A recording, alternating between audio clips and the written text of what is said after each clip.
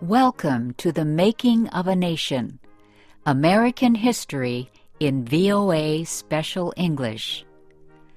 A new leader stood before the American people on March 4th, 1913. He was Woodrow Wilson, the 28th President of the United States. Wilson belonged to the Democratic Party. He was progressive in his belief that government should take an active part in efforts for social reforms. This week in our series, Kay Gallant and Harry Monroe begin the story of Wilson's presidency.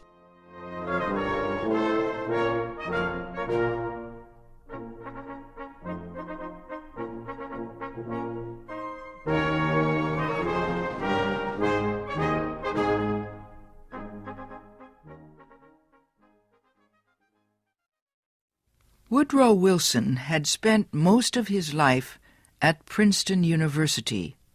First, he was a professor. Then, he was university president. Next, Wilson was elected governor of the state of New Jersey. His early success as governor made him a leading candidate for the Democratic presidential nomination in 1912. Wilson traveled widely around the country during the campaign. He made speeches to many groups. He tried to make himself and his ideas known to as many Americans as possible. Wilson called his program The New Freedom.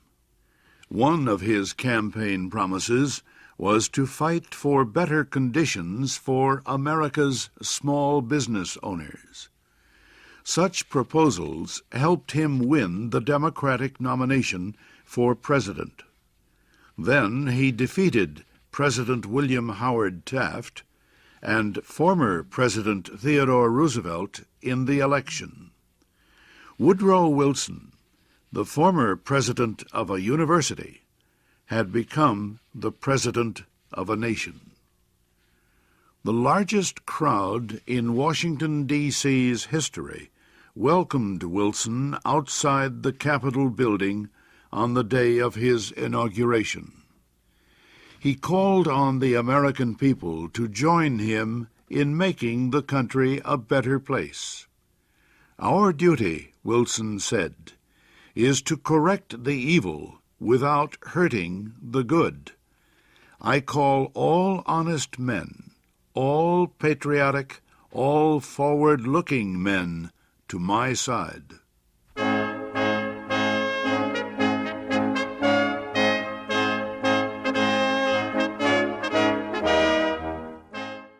Wilson wasted no time.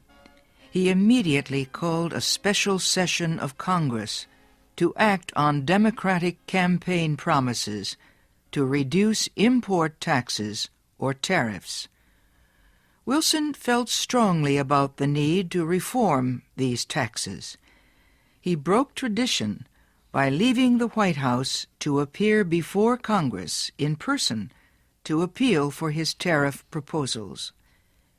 Many members of Congress opposed Wilson's plans, but the new president used the results of a Senate investigation to win the fight. The investigation showed that a number of senators owned companies that depended on high tariffs for their profits. The votes of these senators were influenced by their property holdings. Public knowledge of the situation forced many of them to give up their holdings and stop resisting tariff reform. Congress finally approved Wilson's proposals. Lower tariffs reduced the amount of money taken in by the federal government. So the Senate also approved a tax on income or earnings. A constitutional amendment had been passed earlier to permit such a tax. President Wilson and the Democratic Party were pleased with the new tariff and income tax bills. But they were far from finished. Next, they turned their efforts to reform of the banking industry. For several years, many people had recognized the need for changes in the banking system. The old system of uncontrolled private banks had developed years earlier, before the United States became a major industrial nation. Many people agreed that a more modern system was needed, but they could not agree on details. President Wilson said control of the nation's wealth was held by too few men. He noted a report that said just 2 men controlled 10% of the total wealth of the United States. Wilson said the nation needed a money supply that could be increased or reduced when necessary to correct economic conditions. He said a method was needed to let banks help each other during economic emergencies. And, he said, laws were needed to prevent a few wealthy men from using the economic resources of the country for their own purposes.